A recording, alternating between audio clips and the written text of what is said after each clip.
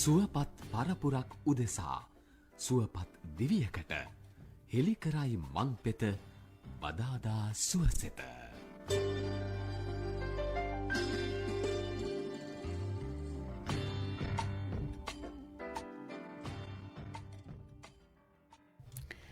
ආයිපෝවන් ඔබ සියලු දෙනාටම සුවපත් දිනයක් ප්‍රාර්ථනා කරමින් අපි එකතු වෙනවා බදාදා සුවසෙතට. මට ආරාධනා කළේ ප්‍රධාන සම්බන්ධතා මැදිරියේ සිට ත්‍රිශාලා. බොහොම ස්තුතියි ඔබට.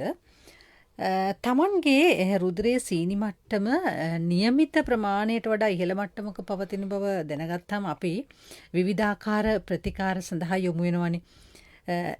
හැබැයි කාලයක් ඒ ප්‍රතිකාර කරන අතරතුර කෙනෙක් ප්‍රශ්නයක් ඔබෙන් ඇහුවොත් ඇත්තටම ඔබට දැන් දියවැඩියාවේ සුවයක් තිබෙනවද කියලා සමහර වෙලාවට කෙලින්ම ඒත් අඩුවක් නැණි කියලා කියනවා.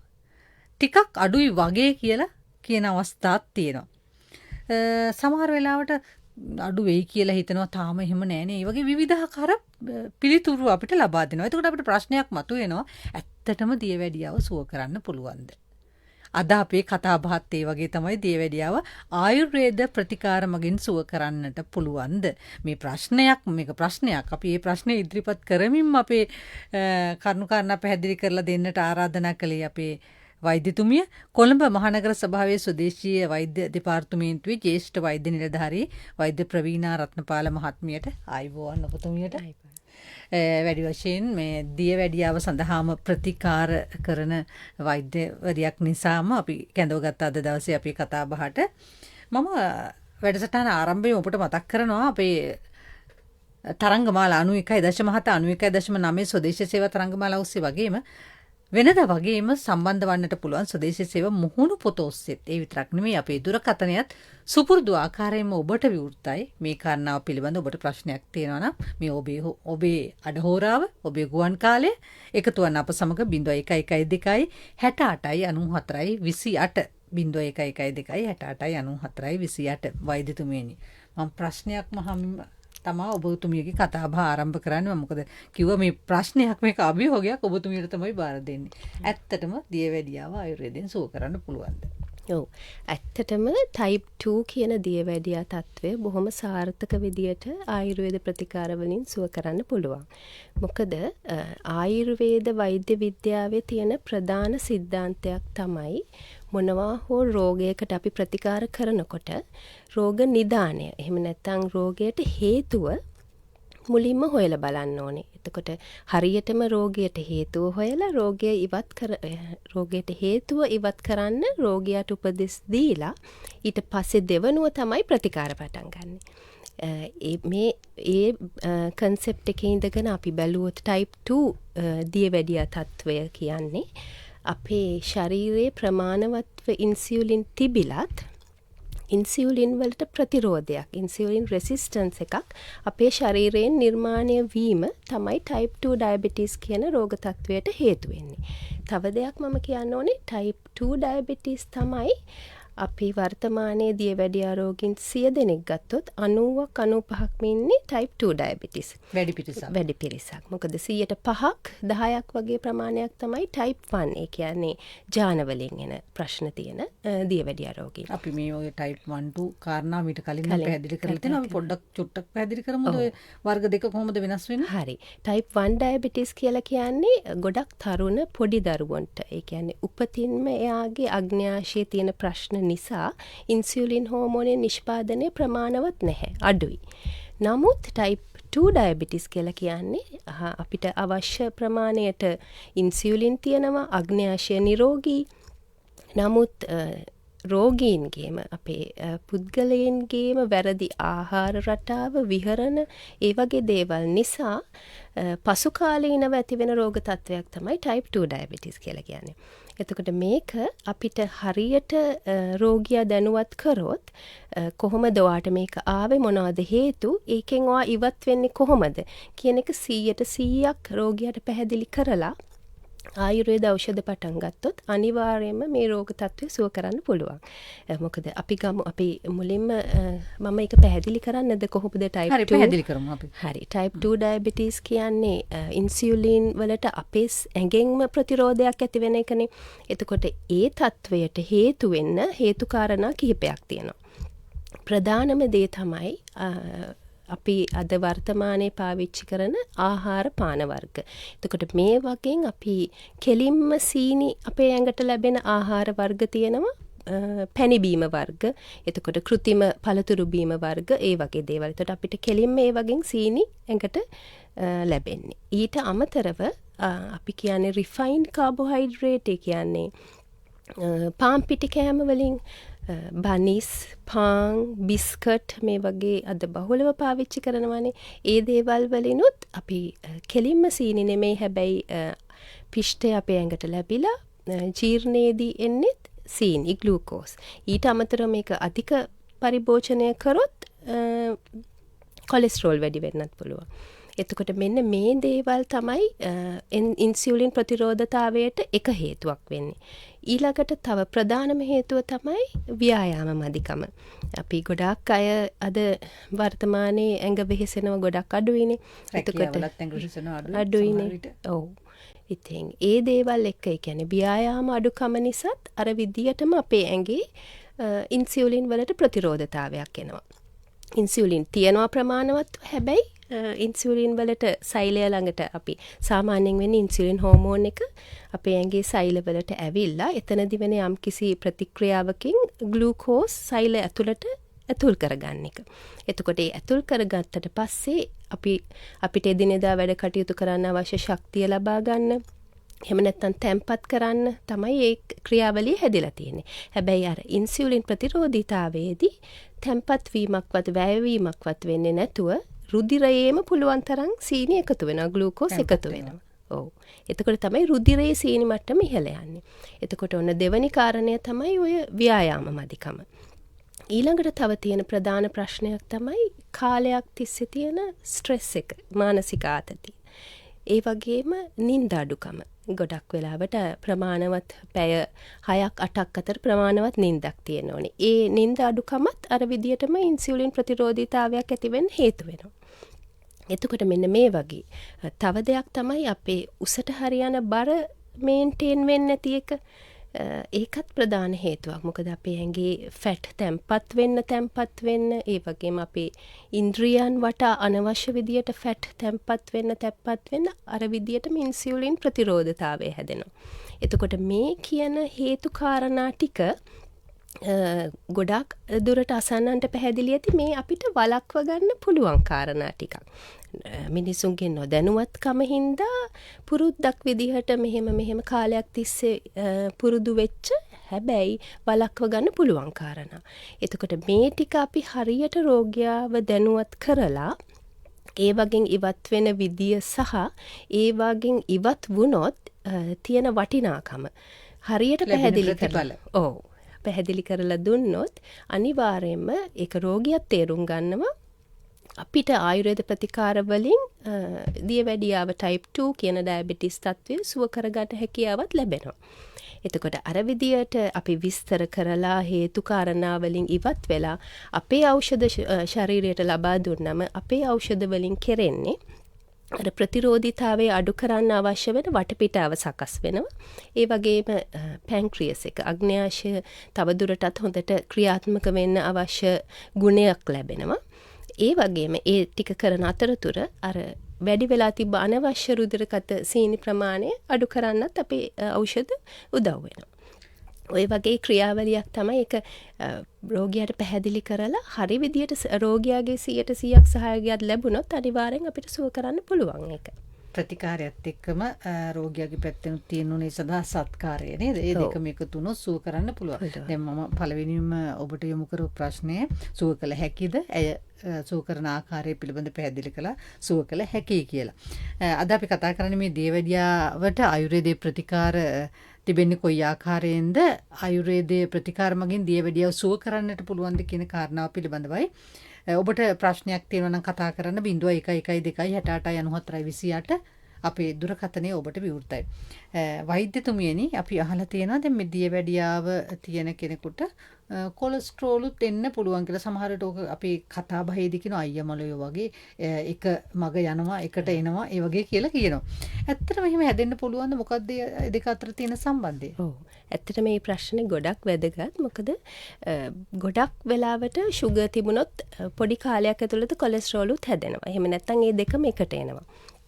ඒකට හේතු වෙන්නේ දැන් අපිට පේෂන්ස්ලා හම්බෙනවා, රෝගීන් හම්බෙනවා. සමහරලාට ඒගොල්ලෝ කියනවා ડોක්ටර් මම තෙල් කෑම කන්නේත් නැහැ. කඩෙන්වත් තෙල් කෑමක් කන්නේ නැහැ. ගෙදරත් වැඩිය තෙල් කෑම කන්නේ නැහැ. හැබැයි මට කොලෙස්ටරෝල් කියලා. මොකද බහුලවම හිතාගෙන ඉන්නේ අපිට කොලෙස්ටරෝල් ඇති වෙන්න හේතුව පොල් තෙල් කියන එක. හැබැයි ඊට වැඩිය බරපතල කාරණාවක් තියෙනවා. මොකද්ද?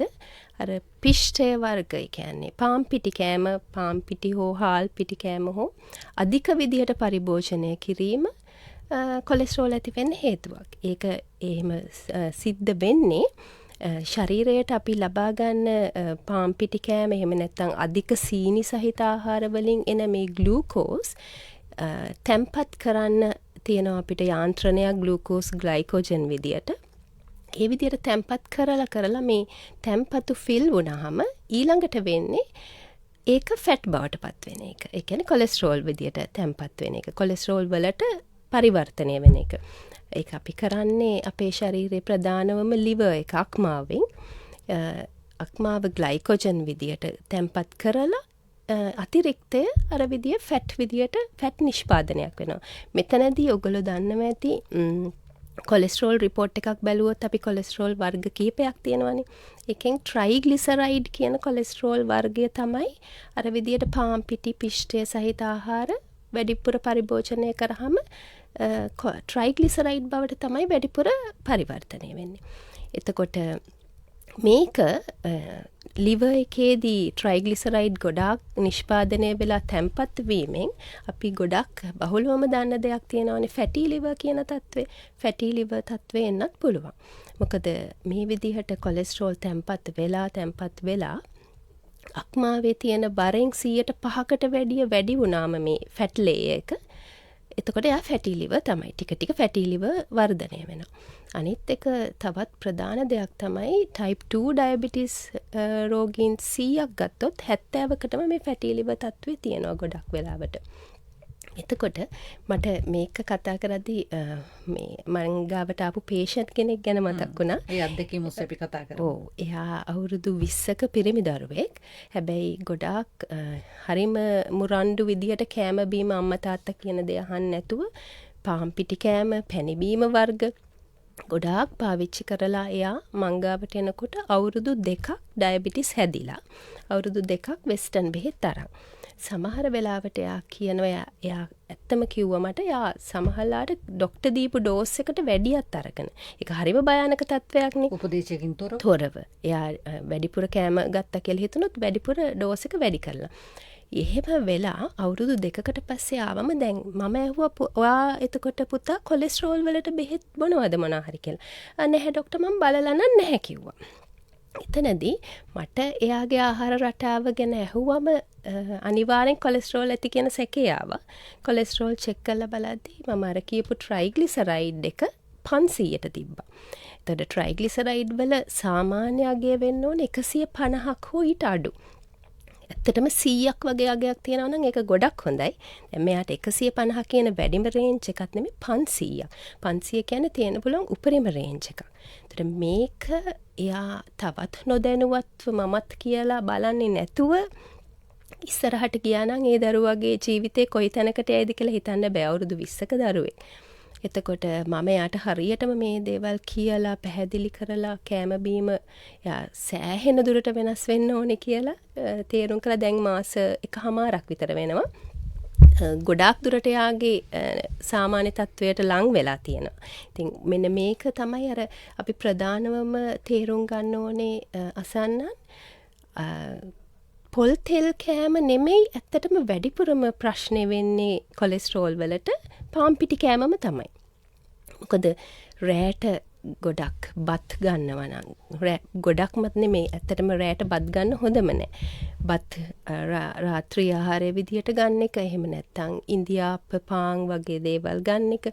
ඒ දේවල් තමයි ෂුගර් වැඩි වෙන්නත් කොලෙස්ටරෝල් වැඩි වෙන්නත් හේතු වෙන්නේ. එතකොට ප්‍රශ්නයක් මතුවෙනවනේ එහෙමනම් රාත්‍රියේ සාමාන්‍යයෙන් අපි කියන්නේ හැම විටම රෝගයක් වෙන්නට කලින් වළක්වා ගන්න එකනේ රෝගියෙක් වෙන්නට කලින් වැළකෙන එකනේ හොඳම දේ. එහෙනම් සාමාන්‍යයෙන් කෙනෙකුට මොනවද රැයට කන්න පුළුවන්? ඔව්.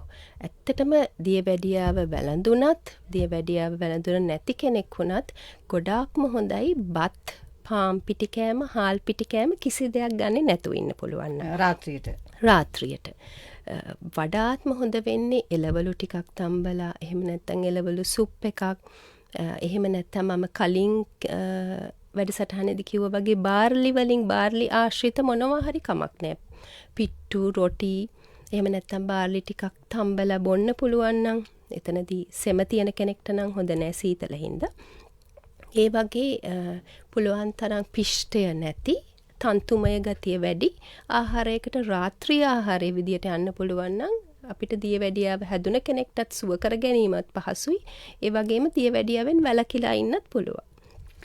වෛද්‍යතුමීනි දැන් ඔය දියවැඩියාව හැදුණු රෝගීන් මේ මුදවපු කිරිවැනි දේවල් එහෙම ආහාරයට සමහර වෙලාවට රාත්‍රී කාලෙත් ආහාරයට ගන්නවා. ඒවා සුදුසුද? ඇත්තටම ඒක සුදුසු නැහැ. ආයුර්වේද වෛද්‍ය විද්‍යාවේ සිද්ධාන්තයත් එක්ක බලනකොට අපිට කියලා තියෙන දෙයක් තමයි ප්‍රධානවම මුදවපු කිරි වලින් වැළකීලා ඉන්න ඕනේ කියන එක දියවැඩියාවට වගේම කොලෙස්ටරෝල් වලට. හැබැයි දැන් ඇත්තටම සමාජයේ එහෙම මතයක් තියෙනවා. සමහර මතයක් තියෙනවා දියවැඩියාවට ගුණයි කියලාත්. ඒක අහපු එක ලොකු දෙයක්. ආයුර්වේද වෛද්‍ය විද්‍යාවේදී අපි පුළුවන් තරම් මුදවපු කිරි වලින් දදි කියලා කියන්නේ මුදවපු කිරි වලින් වැළකීලා ඉන්නම කියන එක තමයි කියන්න තියෙන්නේ. ඒක අපි හිතමු ෆන්ක්ෂන් එකකට ගියොත් ඉඳලා හිටලා කමක් නැහැ. හැබැයි අර ඒක දියවැඩියාවට ගුණයි කියලා හිතලා රාත්‍රී ආහාරයේ විදියට ගන්න එක ලොකු ප්‍රශ්නයක් ෂුගර් වලට වගේම කොලෙස්ටරෝල් වලටත්. දැන් උළුහාල් මම දැක්ක යම් සටහනක් තුල තියෙන දියවැඩියාවට මේ උළුහාල් ගුණදායක දෙයක් කියලා. කොහොමද ගුණදායක දෙයක් වෙන්නේ අපි ආහාරයට ගන්නවා නම්? දැන් සාමාන්‍යයෙන් අපි ව්‍යංජනයක් හදනකොට දාන ප්‍රමාණය දෙම නැත්තම් වෙන ක්‍රමවේදයක් තියෙනවද ගන්න?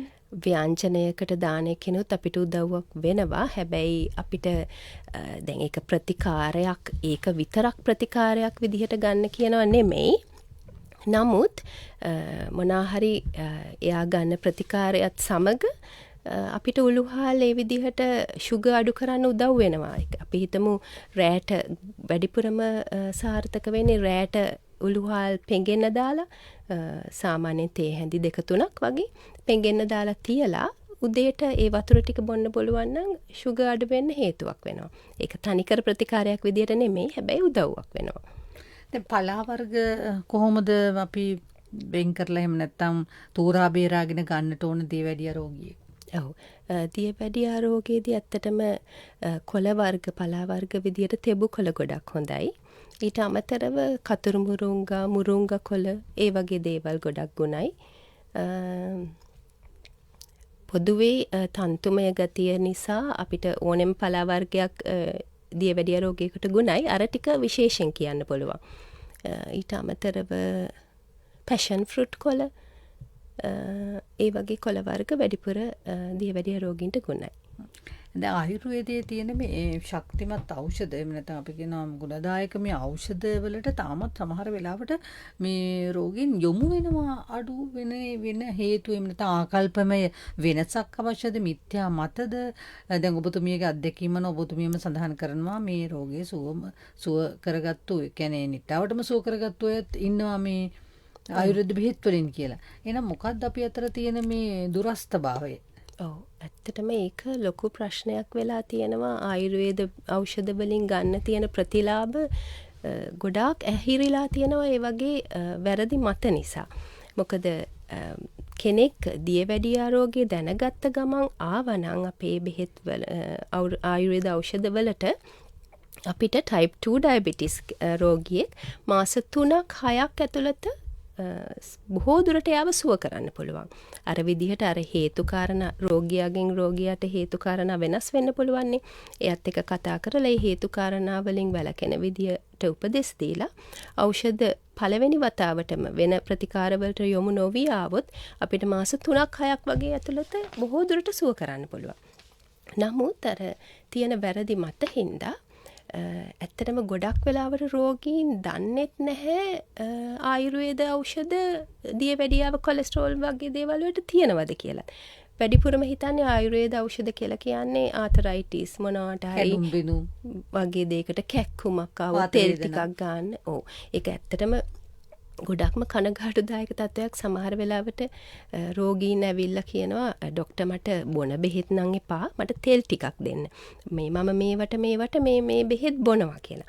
ඉතින් ඇත්තටම අපිට හරිම දුකයි. දැන් ඒ කියපු ටිකට ඒ ඖෂධ වෙනුවට අපේ ඖෂධ ගත්තා නම් අපිට අත්දැකීම් තියෙනවා දැනුම තියෙනවා ඒ පුද්ගලයාට ඊට වැඩිය ලොකු ප්‍රතිලාභයක් ලබා ගන්න පුළුවන් කියලා. හැබැයි අර විදියට අර අපිව දුරස් වෙලා තියෙන එකෙන් ගොඩක් වෙලාවට අපේ ආයුර්වේද ඖෂධ වලින් ප්‍රතිලාභ ලබා ගන්න බැරි වෙලා තියෙනවා.